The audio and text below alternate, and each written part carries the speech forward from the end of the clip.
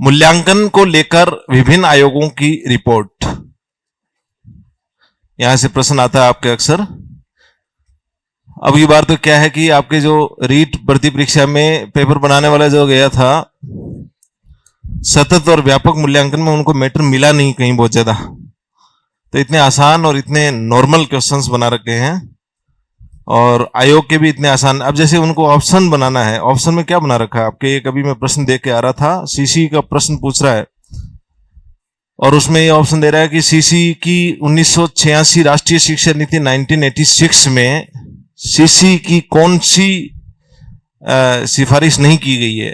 पहला लिख रहा है कि मूल्यांकन सतत होना चाहिए, ऑप्शन बी लिख रखा है मूल्यांकन व्यापक होना चाहिए, ऑप्शन सी लिख रहा है कि मूल्यांकन लक्ष्य आधारित होना चाहिए, ऑप्शन डी लिख रखा है कि मूल्यांकन के लिए शिक्षकों को प्रशिक्षित नहीं करना चाहिए।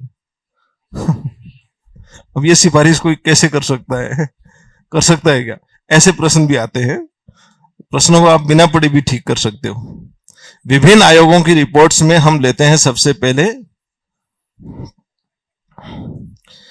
देखिए एक दो कल मेरे पास आए थे, 2-3 क्वेश्चंस में मापन मूल्यांकन का एक भी प्रश्न ऐसा नहीं है जिसके ऊपर कोई किसी भी प्रकार का ऑब्जेक्शन लगे।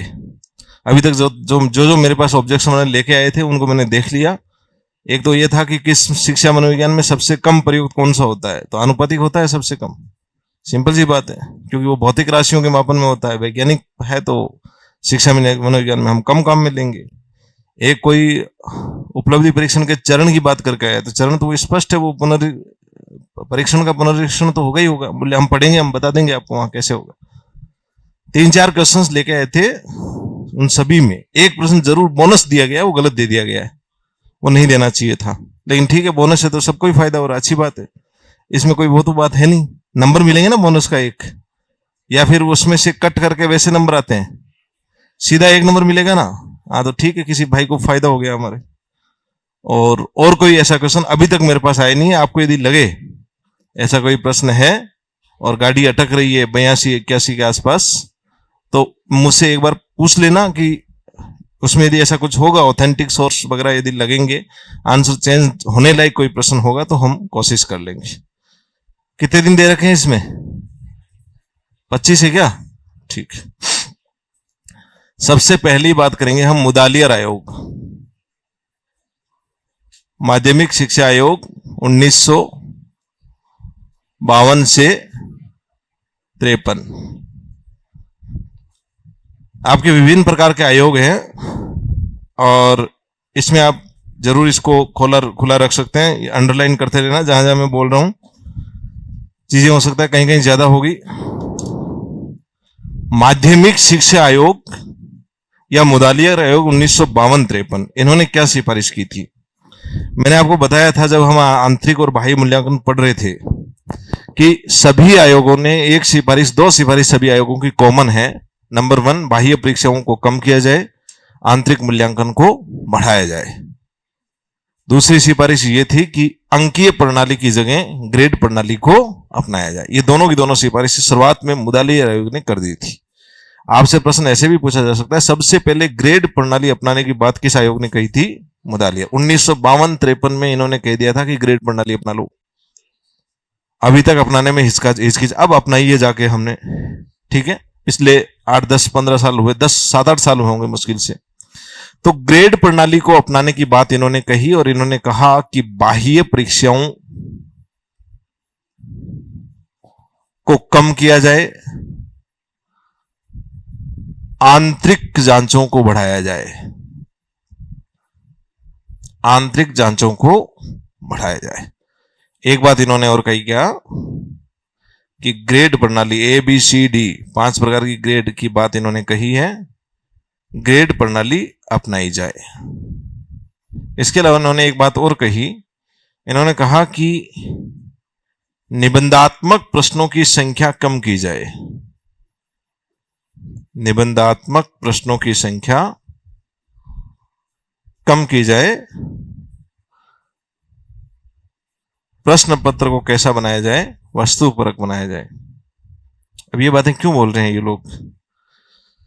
बड़े विचार के साथ बोल रहे हैं। इनका कहना था कि बाह्य परीक्षा को जब आप कम करेंगे तो निश्चित रूप से आंतरिक मूल्यांकन बढ़ने पर व्यक्ति का प्रभाव बढ़ेगा। बढ़ेगा ना भाई, मूल्यांकन में निष्पक्षता कम होगी ना, अरे होगी ना। आंतरिक जांच के अंदर भेदभाव हो सकता है, पूर्वाग्रह हो सकता है, बहुत सी चीजें हो सकती है। इस वजह से मूल्यांकन निष्पक्ष नहीं होगा। तो मूल्यांकन में निष्पक्षता को लाने के लिए इन्होंने ये कहा कि निबंधात्मक प्रकार के प्रश्नों की संख्या कम कर दो। आप पेपर्स को ऑब्जेक्टिव बनाते रहो। यदि पेपर्स ऑब्जेक्टिव बना देंगे तो टीचर की चलेगी नहीं। जो आंसर होगा उसमें यदि उसने टिक किया है तो सही है, यदि टिक गलत किया है तो उत्तर नहीं मिले, अंक नहीं मिलेंगे। इसलिए इन्होंने कहा निबंधात्मक प्रकार के प्रश्नों में की संख्या कम की जाए और वस्तुपरक या वस्तुनिष्ठ प्रकार के प्रश्नों की संख्या को बढ़ाया जाए। समझ गए? निबंधात्मक प्रश्नों में व्यक्तिनिष्ठता हावी होती है, व्यक्ति का प्रभाव चलता है। उसके मन में आ रहा है कि नंबर देना चाहिए तो दे देगा, यदि आज वो कहीं से लड़ा के आ रहा है तो नंबर नहीं दे। ऐसा होता है। मेरे एक बार 20 में से 2 नंबर मिले थे एक क्वेश्चन में, और वो इतना जबरदस्त लिखा था मैं जब नंबर जोड़ रहा था आरएस मुख्य परीक्षा के, तो उस एक प्रश्न में मैंने 20 में से कम 14 नंबर जोड़े थे। 14 नंबर हाईएस्ट होते हैं। 15-16 तो कोई लिबरल आ गया कि घर पे आज वापस बहुत दिनों के बाद मुलाकात हुई है, बातचीत शुरू हुई है कि ठीक है अब हमारे घर में सब कुछ शांतिपूर्ण आते ही आज मैं बड़ा खुश हूं भाई, ले तू ले, जो भी आ रहा है उसको नंबर मिल रहे हैं। ऐसा ही होता है।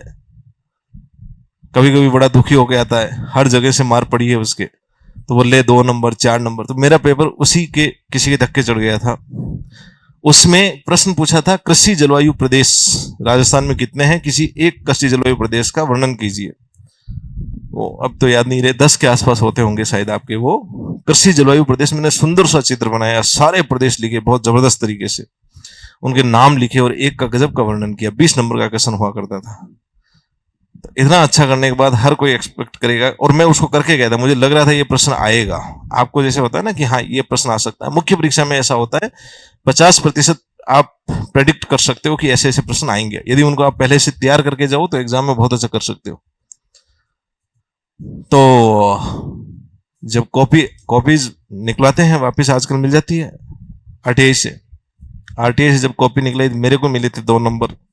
मेरे जो साथी थे जिन्होंने कृषि जलवायु प्रदेश नहीं लिखा था, वो केवल जलवायु प्रदेश जो 5 होते हैं वो लिख के आ रहे हैं, उनको मिल रहे हैं 15 नंबर 16 नंबर, और मेरा उसमें 10 नंबर की कम रहे थे। अदरवाइज उसी समय शायद आरपीएस में हो जाता।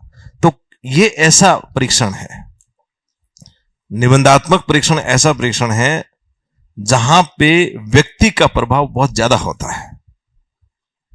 व्यक्ति का प्रभाव ज्यादा होगा तो भेदभाव होगा, पक्षपात होगी, निष्पक्षता नहीं रहेगी, तटस्थ मूल्यांकन नहीं होगा।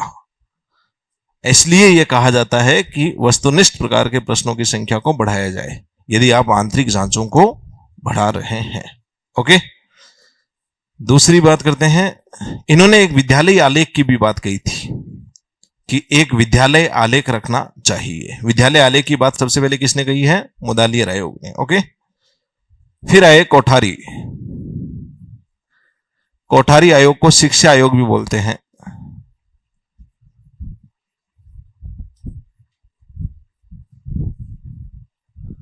उन्नीस सौ 62 से 64, 64 से 66 है, 64 से 66। कोठारी आयोग या शिक्षा आयोग 1964 से 66। इन्होंने कहा था कि बाह्य मूल्यांकन के साथ साथ, बाह्य मूल्यांकन करना चाहिए, लेकिन बाह्य मूल्यांकन के साथ साथ आंतरिक मूल्यांकन जो है या आंतरिक जांच जो है उसको प्रगति पत्र में सम्मिलित करना चाहिए, प्रोग्रेस रिपोर्ट में सम्मिलित करें। इन्होंने भी कहा कि आंतरिक जांचों को व्यापक किया जाए, आंतरिक जांच व्यापक हो, केवल कुछ पक्षों की जांच नहीं हो, व्यवहार के तीनों पक्षों की जांच हो। कौन कौन से तीनों पक्ष हैं? ज्ञानात्मक, भावात्मक और क्रियात्मक। व्यवहार के सभी पक्षों को आंतरिक जांचों के दौरान सम्मिलित किया जाए। आंतरिक जांच का मतलब ये नहीं है, आंतरिक जांच हम इसीलिए कर रहे हैं ताकि बच्चे के सभी पक्षों का मूल्यांकन किया जा सके। और आप ये लगाए पड़े हो कि आंतरिक जांच में भी केवल ज्ञानात्मक मूल्यांकन कर रहे हो लगातार, तो क्या वो आंतरिक जांच ठीक है? नहीं। तो आंतरिक जांच होनी चाहिए, लेकिन कैसी होनी चाहिए? आंतरिक जांच व्यापक होनी चाहिए, उसके अंदर व्यवहार के सभी पक्षों का मूल्यांकन सम्मिलित होना चाहिए। इन्होंने भी ग्रेड प्रणाली की भी बात कही थी, और इन्होंने विद्यालय में एक संचित अभिलेख रखने की बात कही है। इनको आगे पढ़ेंगे ये होते क्या है। एक संचित अभिलेख विद्यालय में रखने की बात कही है। संचित अभिलेख के अंदर जो आंतरिक जांच हम व्यापक दृष्टिकोण से करेंगे उसको इसमें समाहित करना है। ठीक है, तो कोठारी साहब की बात वही है, बाह्य मूल्यांकन के साथ साथ आंतरिक मूल्यांकन को प्रगति पत्र में सम्मिलित करना है। आंतरिक जांच कैसी होनी चाहिए? व्यापक होनी चाहिए, जिसके अंदर व्यवहार के सभी पक्षों का मूल्यांकन सम्मिलित करना चाहिए। इन्होंने एक बात कही है कि संचित अभिलेख को प्रत्येक विद्यार्थी के लिए संचित अभिलेख तैयार किया जाना चाहिए। ठीक है, फिर आती है राष्ट्रीय शिक्षा नीति 1986।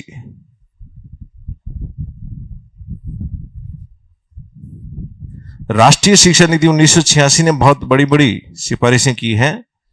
पहली सिफारिश इन्होंने की है कि हमें रटने की प्रवृत्ति को कम करना है।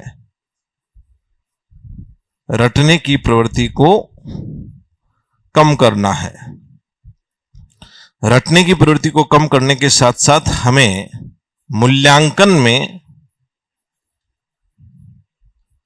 व्यक्तिनिष्ठता तथा संयोग, चांस, सब्जेक्टिविटी तथा संयोग यानी कि चांस, इन दोनों को कम करना है। दो बड़ी बातें कही इन्होंने। मूल्यांकन के लिए जो बच्चा तैयारी कर रहा है उसके अंदर रटने की प्रवृत्ति कम हो, और मूल्यांकन जो हम कर रहे हैं उसमें व्यक्तिनिष्ठता कम हो और चांस भी कम हो। अब देखो, जैसे ही आप निबंधात्मक प्रश्नों की संख्या बढ़ाओगे वैसे ही आपके मूल्यांकन में क्या आ जाएगी? व्यक्तिनिष्ठता आ जाएगी ना, व्यक्ति का प्रभाव हावी हो जाएगा। ठीक है, जैसे ही आप ऑब्जेक्टिव क्वेश्चंस की संख्या बढ़ाओगे वैसे ही आपके मूल्यांकन में क्या हो जाएगा? चांस। बाई चांस भी तो उत्तर सही हो सकते हैं ना। आजकल वो जैसे बागेश्वर महाराज के पास गया, बोले नंबर नहीं आ रहे हैं, बोले एक काम करो पर्चा निकालते हैं। आपका पर्चा निकाला, बोला इस बार जाओ तो बालाजी का बी कर देना, नंबर आ जाएगा। तो बालाजी का बी करता है और उसका नंबर बाई चांस आ जाता है। ऐसा हो सकता है ना, संभावना बनती है कि जो वो उत्तर टिक करे वही उत्तर हो, वो सोचे ही नहीं। तो जैसे ही आप ऑब्जेक्टिव करेंगे पेपर को वैसे ही क्या बढ़ जाएगा? संयोग। जैसे ही आप सब्जेक्टिव करेंगे पेपर को वैसे ही क्या बढ़ जाएगा? व्यक्तिनिष्ठता। तो राष्ट्रीय शिक्षा नीति 1986 ने कहा कि हमें इस प्रकार से मूल्यांकन करने की जरूरत है जिसके अंदर व्यक्तिनिष्ठता भी कम हो और संयोग भी कम। उसी के बाद आपके ये जो नेगेटिव मार्किंग की अवधारणा आने शुरू हुई थी। उससे पहले ऐसा होता था, मेडिकल वगैरह में नेगेटिव मार्किंग नहीं होती थी। इसमें बहुत बार ऐसे बच्चे भी चले जाते थे, 100 में से 2 तो हो सकते हैं ना ऐसे, बाई चांस जिनके आंसर सही हो रहे हो। नेगेटिव मार्किंग की अवधारणा शुरू हुई और उसके साथ साथ दोनों चीजों का संतुलित पेपर, एक न्यू टाइप बनता था आपका और दूसरा खंड बे, जिसके अंदर निबंधात्मक प्रकार के प्रश्नों में अलग अलग प्रकार के प्रश्न आने लग गए। निबंध और ऑब्जेक्टिव प्रश्नों के अंदर भी सामान्य प्रत्याशमन प्रकार के प्रश्नों को डालना शुरू कर दिया। वो पढ़ेंगे हम आगे होते क्या है। तो पेपर की डिजाइन इस प्रकार से करना शुरू किया जिसके अंदर ये दोनों चीजें कम की जा सके। और मूल्यांकन को यदि निष्पक्ष करना है, तटस्थ करना है, तो दोनों को कम करने की जरूरत है।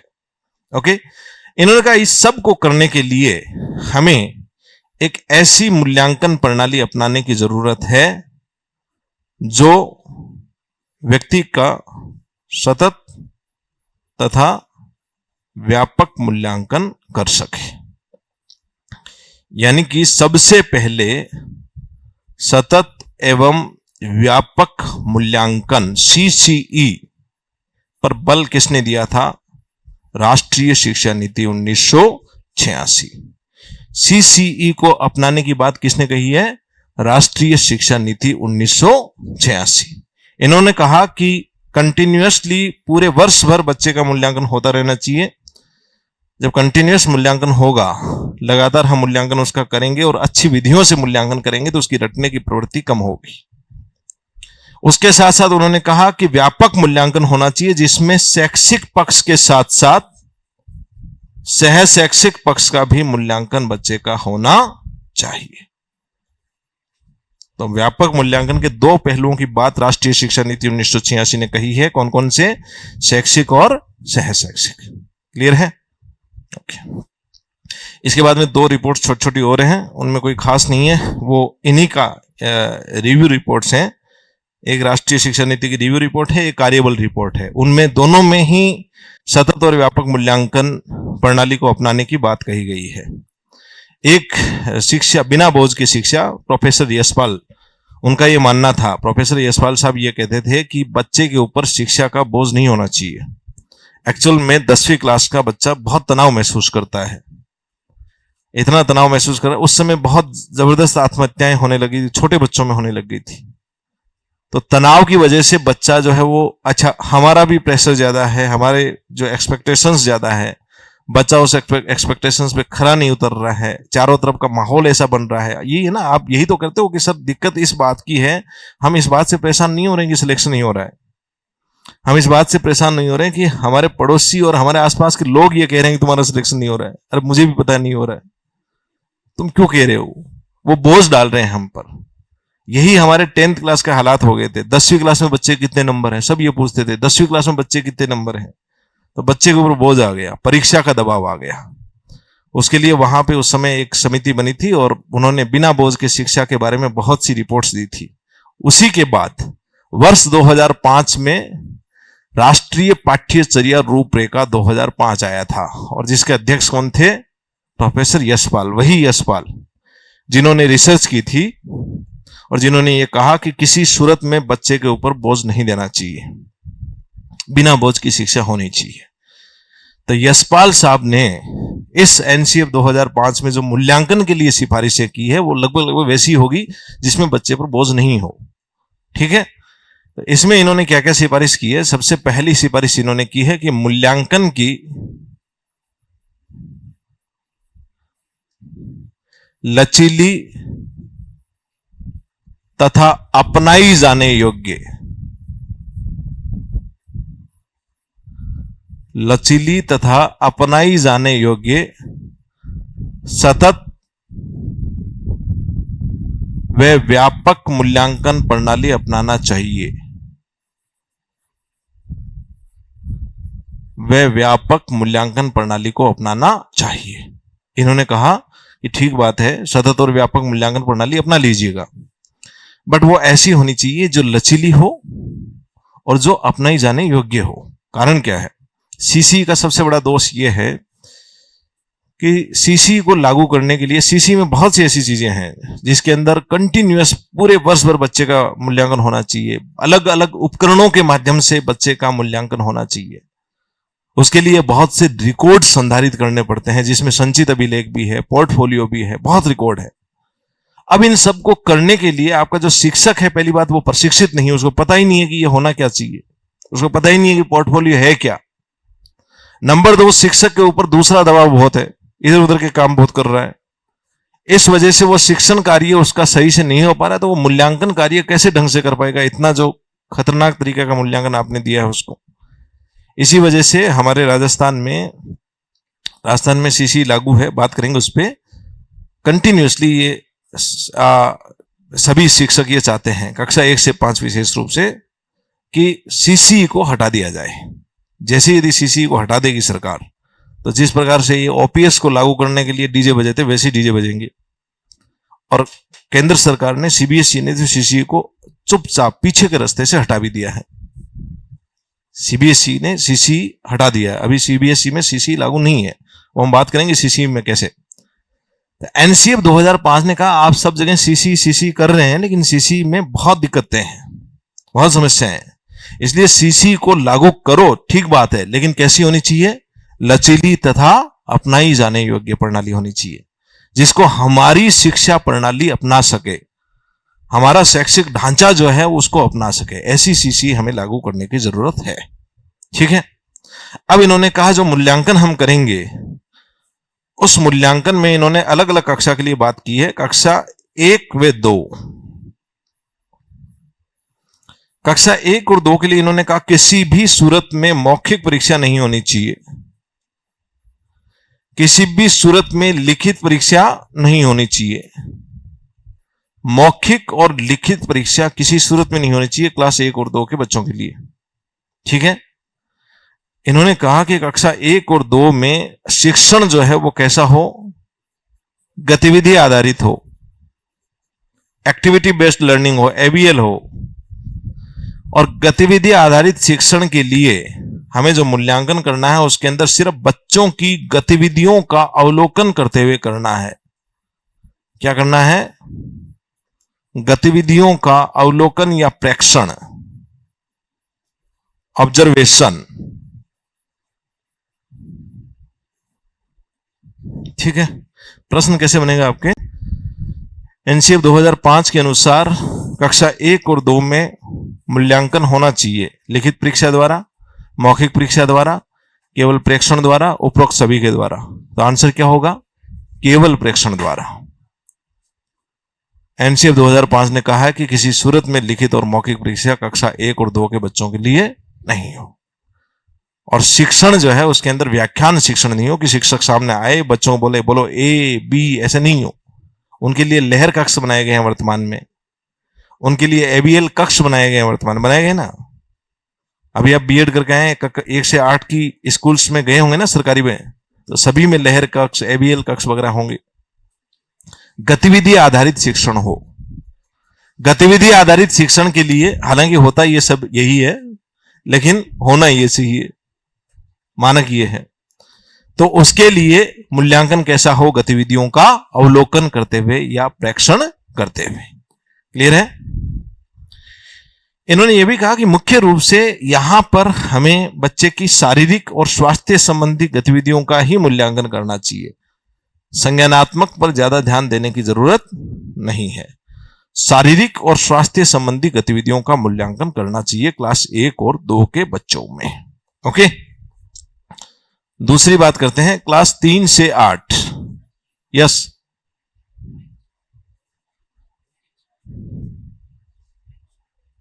एक ही बात है। ऑब्जर्वेशन नहीं, निरीक्षण अलग है, वो इंस्पेक्शन है। निरीक्षण कोई मूल्यांकन का भाग नहीं है, विधि नहीं है।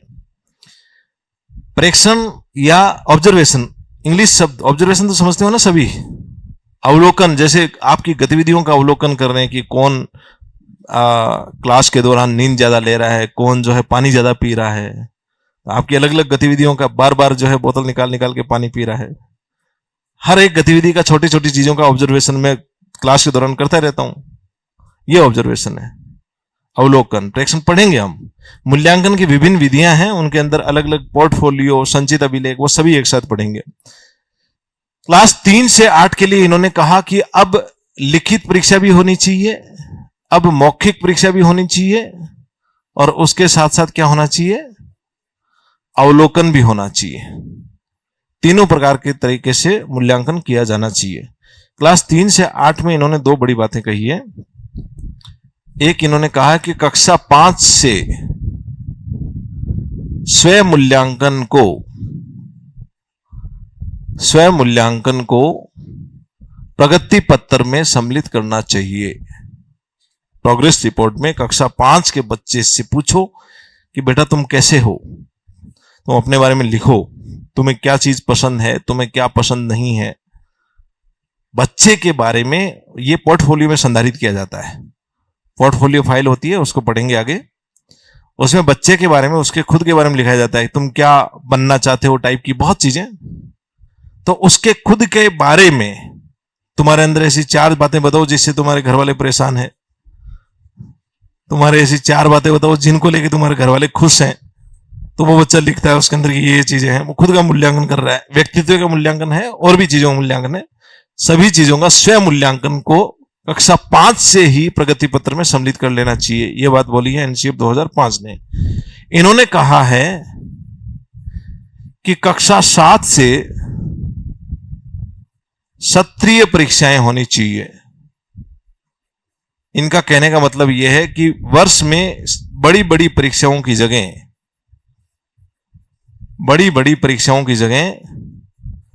छोटी आवधिक परीक्षाएं होनी चाहिए। ठीक है, तो देखिए 3 से 8 के लिए इन्होंने क्या कहा, लिखित परीक्षा के साथ साथ मौखिक और अवलोकन के द्वारा मूल्यांकन हो। क्लास 5 से स्वयं मूल्यांकन को प्रगति पत्र में सम्मिलित करना है और कक्षा 7 से सत्रीय परीक्षाओं को स्वयं मूल्यांकन प्रगति पत्र में सम्मिलित सत्रीय परीक्षाओं को लागू करना है। सत्रीय परीक्षाओं को लागू करने का मतलब यह है कि बड़ी परीक्षाओं की बजाय छोटी छोटी आवधिक परीक्षाएं होनी चाहिए। क्लियर है? क्लास 9 से 12 का कोई खास इंस्ट्रक्शन नहीं है, वही है सभी प्रकार से बच्चों का मूल्यांकन शैक्षिक और शैक्षिक पक्ष का होना चाहिए। इनके अलावा इन्होंने क्या क्या बातें कही है, इसकी सिफारिश हर बार एग्जाम में आती है। एनसीएफ 2005 ने मूल्यांकन के संदर्भ में क्या क्या सिफारिश कही है, ये लगभग कोई ना कोई एक पेपर में एक प्रश्न पक्का पूछा जाएगा। इन्होंने पर्चा निर्धारण की बात कही। पर्चा निर्धारण का मतलब प्रश्न पत्र का निर्माण। इन्होंने कहा कि प्रश्न पत्र के निर्माण में केवल विशेषज्ञ की भूमिका नहीं होनी चाहिए, केवल विशेषज्ञों के द्वारा हम प्रश्न पत्र बना लेंगे ऐसा नहीं होना चाहिए। प्रश्न पत्र के निर्माण में हमें शिक्षकों से भी प्रश्न मंगवाने चाहिए, हमें राज्य के शिक्षाविदों से प्रश्न मंगवाने चाहिए। इन्होंने तो यह भी कहा है कि वर्ष भर जो बच्चे पढ़ रहे हैं उनसे भी हमें प्रश्न कलेक्ट करने चाहिए। बच्चे में एक क्षमता होनी चाहिए कि वो ये बता सके कि उपयोगी प्रश्न क्या है। तो इन्होंने कहा प्रश्न किससे भी मंगवाना चाहिए, छात्रों से भी प्रश्न मंगवाने चाहिए।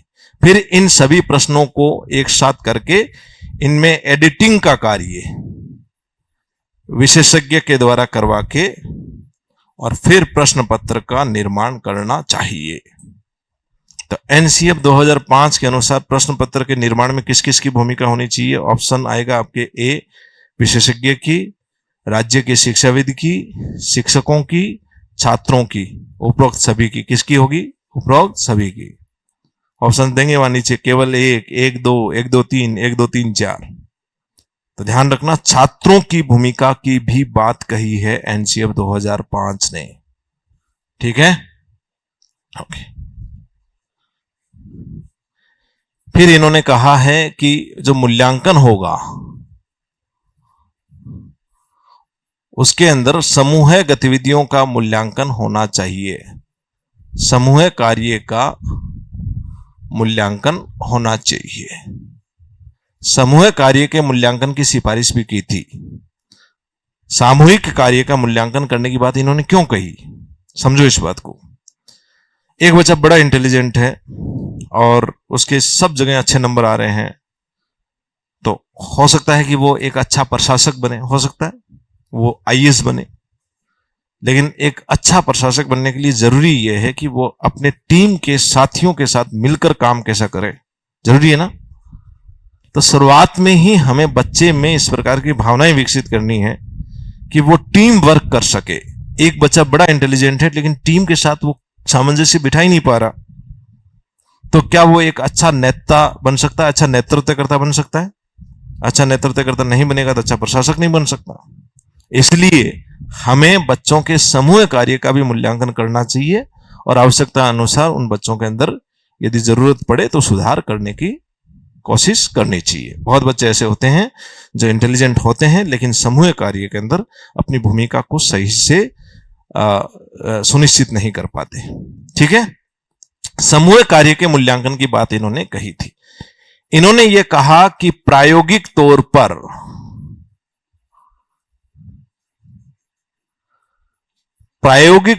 पर खुली पुस्तक प्रणाली को अपनाना चाहिए परीक्षा में। यानी इनका यह भी कहना था कि पेपर जब आप लेंगे उस दौरान प्रश्न पत्र बच्चे को पकड़ा दो और साथ में किताबें दे दो। जैसे मैं आपको कह रहा हूं कि कल मैं आपके सामने ऐसे क्वेश्चंस लेके आऊंगा जिसमें किताब आपके साथ होगी और प्रश्न पत्र आपके सामने होगा, और उसके बाद बच्चे को कहो कि अब उत्तर लिखो। कितना अच्छा है, बढ़िया है ना, ऐसा ही होना चाहिए। हमारे ट्रेनिंग के दौरान 2 पेपर ऐसे होते हैं जो खुली पुस्तक प्रणाली पर आधारित होते हैं। तो लगभग 8 पेपर्स में से 6 पेपर जिसमें हमें खुद से लिखना होता है, 2 पेपर ऐसे होते थे जिसमें पुस्तकें हमें दी जाती थी। पुस्तकें केवल मानक हो सकती है, गाइड्स और पासबुक्स नहीं हो सकती। तो मानक पुस्तकों को दिया जाता था। हमारे ट्रेनिंग में सबसे ज्यादा फेल उन्हीं 2 सब्जेक्ट्स में बच्चे हुए हैं, सबसे ज्यादा फेल, सबसे कम नंबर सभी के उन्हीं 2 सब्जेक्ट्स में आए हैं जिसमें खुली पुस्तक प्रणाली थी। खुली पुस्तक प्रणाली का मतलब ये नहीं है कि देख देख के टिप टिप के लिखना है। उसका मतलब ये है कि आपसे एक ऐसा प्रश्न पूछा जाएगा जिसमें सिर्फ आपको विचार करना है। विचार करने के लिए आधार आपको उस पुस्तक में से देखना है कि इसका क्या आधार है। उसको पढ़ो, उसके बाद में प्रश्न की प्रकृति को पढ़ो, फिर विचार करके उसका उत्तर दीजिए। सीधे सीधे उस ऐसा नहीं है कि इसके अंदर लिखा हुआ है कि राजस्थान के अंदर वस्त्र उद्योग की के लिए जो है उचित परिस्थितियां निम्न प्रकार से हैं, वो उसमें लिखी हुई है किताब में। आपसे प्रश्न पूछ रहा है उचित परिस्थितियां क्या है, आप किताब में से देख देख के लिख लोगे, ऐसे नहीं। फिर आपसे प्रश्न वो ऐसे पूछेगा कि राजस्थान में आप एक इस जिले में हैं, इस जिले में आप एक उद्योग खोलना चाह रहे हैं, तो आपका उद्योग जो है वो बहुत ज्यादा फायदेमंद उद्योग हो, उसके लिए आप सबसे पहले किस उद्योग का चयन करेंगे, उसके बाद वो उद्योग फायदेमंद क्यों होगा। इस प्रकार से प्रश्न आपके उसमें होंगे। फिर आप देखिए, परिस्थिति देखिए, भौगोलिक स्थितियां देखिए, उन भौगोलिक स्थितियों के आधार पर कौन कौन से उद्योग होते हैं, उसको विचार करते हुए आप उस पुस्तक का सहारा लेते हुए आपको अपना मौलिक आंसर उसमें लिखना होता है। ये इसलिए किया जाना चाहिए ताकि बच्चे में मूल विचार, मौलिक विचार पैदा करने की क्षमताएं हो। बच्चे में संश्लेषण उद्देश्य जो बात कर रहे थे, मौलिकता, सृजनात्मकता, उसका विकास हो। ठीक है। प्रायोगिक तौर पे खुली पुस्तक प्रणाली की बात इन्होंने कही है। इन्होंने एक बात और भी कही है। इन्होंने कहा है कि 10वीं बोर्ड परीक्षा या बोर्ड परीक्षाओं को वैकल्पिक बना देना चाहिए। कितनी बड़ी बात है। क्या मतलब इसका कि 2 प्रकार की परीक्षा होगी। एक विद्यालय की अपनी एक परीक्षा होगी, जिस विद्यालय में आप पढ़ रहे हैं 10वीं की, एक बोर्ड की परीक्षा होगी। बच्चे की यदि इच्छा है कि वो बोर्ड परीक्षा दे तो बोर्ड दे देगा, बच्चे की इच्छा नहीं मैं तो विद्यालय की परीक्षा दूंगा तो वो विद्यालय वाली परीक्षा दे देगा। बच्चे के पास विकल्प होना चाहिए, जो मन में है वो परीक्षा वो दे। तो ऐसे में इन्होंने कहा कि बोर्ड परीक्षा को वैकल्पिक बना देना चाहिए। बच्चा यदि चाहे कि वो जिस विद्यालय में है उसी विद्यालय की आंतरिक परीक्षा के माध्यम से ही आगे बढ़ना चाह रहा है तो आंतरिक परीक्षा देके भी आगे बढ़ सकता है। ठीक है। इन्होंने ऐसी ऐसी सिफारिशें की है। देखो इन्होंने क्या कहा, इन्होंने कहा कि 1 और 2 के बच्चों के ऊपर तो बिल्कुल दबाव होना ही नहीं चाहिए। बिना बोझ की बात कर रहे हैं ना, ये दबाव नहीं होना चाहिए का मतलब क्या है, लिखित परीक्षा नहीं होनी चाहिए, मौखिक परीक्षा नहीं होनी चाहिए, गतिविधियों का मूल्यांकन होना चाहिए। गतिविधियों के मूल्यांकन में भी केवल शारीरिक और स्वास्थ्य संबंधी गतिविधियों का मूल्यांकन होना चाहिए। फिर इन्होंने क्लास 3 से 8 की बातें कही, फिर बाकी बात की। फिर उन्होंने कहा कि प्रायोगिक तौर पे खुली पुस्तक प्रणाली लागू कर, उसमें थोड़ा सा दबाव तो कम रहता है ना, मौलिकता आएगी, दबाव कम होगा। इन्होंने कहा कि बोर्ड की परीक्षाओं को वैकल्पिक बना देना चाहिए। तो इतने लिबरल ये थे प्रोफेसर यशपाल, और मूल्यांकन की प्रणाली को लचीली और अपनाई जाने योग्य बताने की बात इन्होंने कही है। क्लियर है। ये एनसीएफ 2005 से संबंधित प्रमुख सिफारिशें हैं। क्या क्या है बताओ। सबसे पहले क्या रही, मूल्यांकन कैसा होना चाहिए, लचीला तथा अपनाया जाने योग्य। उसके बाद इन्होंने कक्षा 1 और 2 के लिए क्या कहा, मौखिक और लिखित परीक्षा नहीं होनी चाहिए, गतिविधि आधारित शिक्षण होना चाहिए और उसके लिए मूल्यांकन कैसा हो, अवलोकन पर आधारित हो। मुख्य रूप से किनका अवलोकन, शारीरिक और स्वास्थ्य संबंधी अवलोकन। फिर इन्होंने कहा क्लास 3 से 8 के लिए क्या होगा, लिखित, मौखिक और अवलोकन पर आधारित परीक्षाएं। उसमें स्वयं मूल्यांकन कौन सी क्लास से, 5 से। सत्रीय परीक्षाएं कौन सी क्लास से, 7 से। फिर इन्होंने कहा कि पर्चा निर्धारण में किस किस की भूमिका होनी चाहिए, विशेषज्ञ, शिक्षक, राज्य के शिक्षाविद और छात्रों की भी भूमिका होनी चाहिए। एक बात इनकी कहनी थी कि मूल्यांकन जो है वो किसका करना चाहिए, हमें समूह कार्य का मूल्यांकन भी करना चाहिए। प्रायोगिक तौर पर कौन सी प्रणाली अपनानी है, खुली पुस्तक प्रणाली अपनानी है, और बोर्ड परीक्षाओं को वैकल्पिक बना दिया जाना चाहिए। ये सिफारिशें एनसीएफ 2005 ने की थी। ठीक है। अब बात करते हैं वर्तमान में जो आपके आ रखी है राष्ट्रीय शिक्षा नीति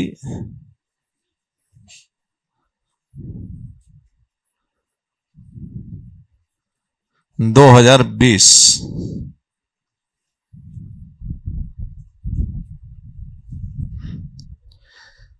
राष्ट्रीय शिक्षा नीति 2020 की पहली सिफारिश तो यही है जो हमने पढ़ी है, बार बार 2 बार पढ़ ली। क्या है बताओ देखें? मूल्यांकन को योगात्मक के बजाय रचनात्मक बनाना चाहिए। अधिगम का आकलन की बजाय अधिगम के लिए आकलन करना चाहिए। Very good.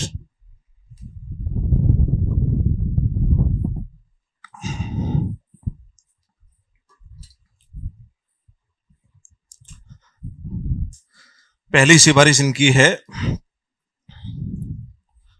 योगात्मक मूल्यांकन की जगह रचनात्मक मूल्यांकन पर बल देना चाहिए। यानी कि अधिगम का आकलन की जगह अधिगम के लिए आकलन पर बल देना चाहिए। 2 सिफारिश तो ये थी इनकी। ठीक है, इन्होंने के रूप में या मैं की बात नहीं की है।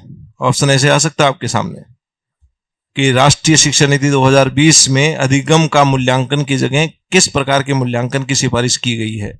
अधिगम के रूप में, अधिगम में, अधिगम के लिए। तो क्या होगा? अधिगम के लिए। ठीक है। दूसरी बात इन्होंने कही है कि जो प्रगति पत्र है, प्रगति पत्र 360 डिग्री होना चाहिए। एबी डिविलियर्स की तरह 360 डिग्री, हर तरह की चीजें इसमें सम्मिलित हो। प्रगति पत्र में केवल ऐसा नहीं है कि पेन पेंसिल, जो पेन पेपर टेस्ट आप ले रहे हो उसके अंदर जो मार्क्स आ रहे हैं उनको सम्मिलित कर लिया। बच्चे का पोर्टफोलियो क्या बोल रहा है, बच्चे का संचित अभिलेख क्या बोल रहा है, अध्यापक योजना डायरी क्या बोल रही है, अलग अलग जितने भी उपकरण हैं आपके सामने, बच्चे का वार्षिक अभिलेख क्या बोल रहा है। कम से कम 20 प्रकार के उपकरण हैं जिनको हम काम में लेते हैं। उन सभी प्रकार के उपकरणों में बच्चे के बारे में क्या राय है उसको इस प्रगति पत्र में सम्मिलित करना चाहिए। 360 डिग्री होलिस्टिक, पूरी तरीके से हर प्रकार के व्यवहार के पक्ष को बताने वाला इसका ये प्रगति पत्र होना चाहिए। फिर इन्होंने परीक्षा की बात कही है। परीक्षा में इन्होंने कहा है कि बोर्ड परीक्षा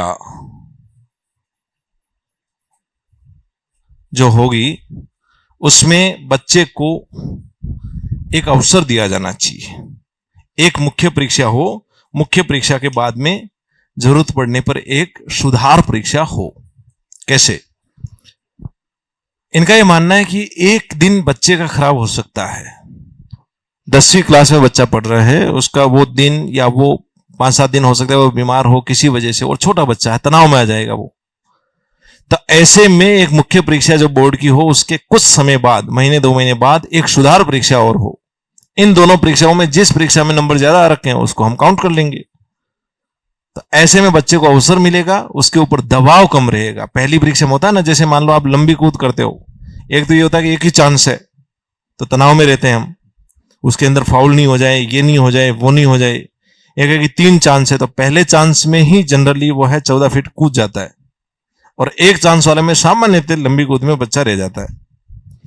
तो बच्चे के ऊपर दबाव कम हो, तनाव कम हो, उसको अवसर प्रदान किया जाए, उसके लिए मुख्य परीक्षा के साथ साथ एक सुधार परीक्षा एटलीस्ट होनी चाहिए।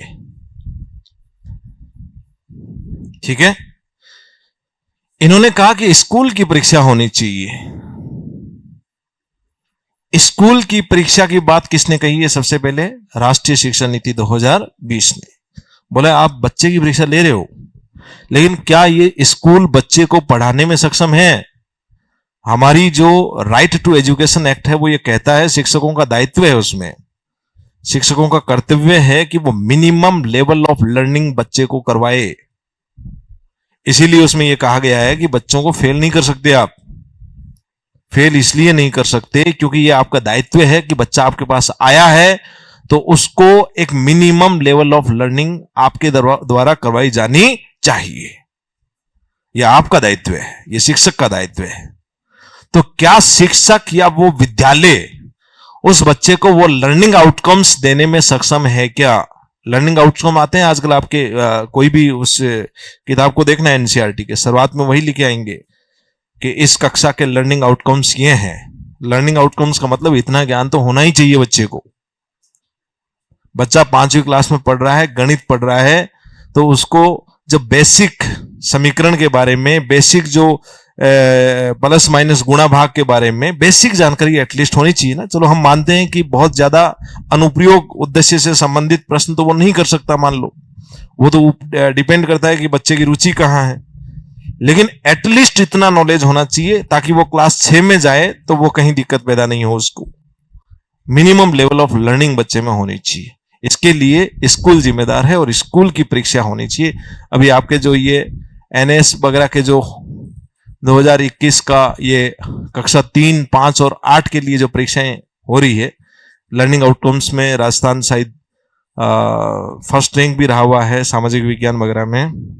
राजस्थान की स्कूल्स अभी आपका ये SCQE में किया है, शायद इसको PGI में किया है, सीकर ने टॉप किया है।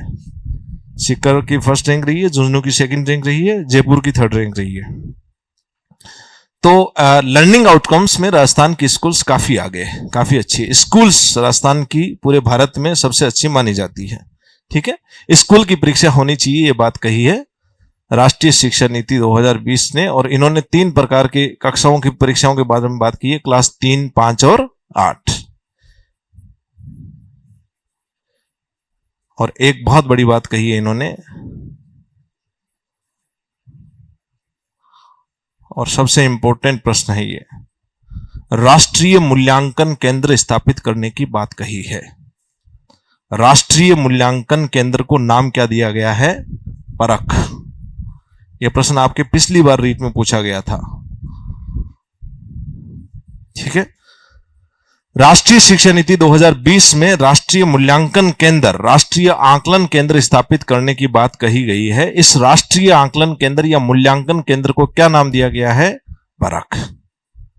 ठीक है, इन्होंने यह भी कहा है कि एनसीएफ 2021-22 अभी तक आया नहीं है, आ जाना चाहिए था, पता नहीं, अभी आपका एनसीएफ 2005 चल रहा है, एनसीएफ 2020-21 वाला शिक्षा नीति के आधारित एनसीएफ आ जाना चाहिए। 2022-23 के सत्र से हमें इन संपूर्ण प्रक्रियाएं जिनके बारे में हमने बोला है उसको लागू करना चाहिए।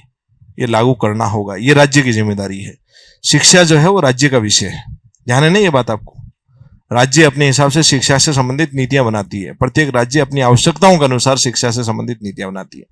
तो राज्य के ऊपर ये अभी इसी वजह से आपके थर्ड ग्रेड में एक टॉपिक जोड़ दिया गया है कि राष्ट्रीय शिक्षा नीति 2020 राजस्थान के संदर्भ में। तो राजस्थान सरकार द्वारा राष्ट्रीय शिक्षा नीति 2020 को लागू करने के लिए क्या क्या प्रयास किए जा रहे हैं, क्या क्या काम किए जा रहे हैं, उसके संदर्भ में आपके क्वेश्चंस उसमें पूछे जाएंगे। अभी तक कोई बहुत ज्यादा खास प्रयास किसी भी सरकार के द्वारा नहीं किए गए हैं, न एनसीएफ अभी तक आया है, तो थोड़ा सा काम ढीला जरूर है, लेकिन इसको 2022-23 के सत्र से लागू करने की बात इन्होंने कही है। ठीक है, चलिए, ये आपके विभिन्न आयोगों की रिपोर्ट्स हो गई।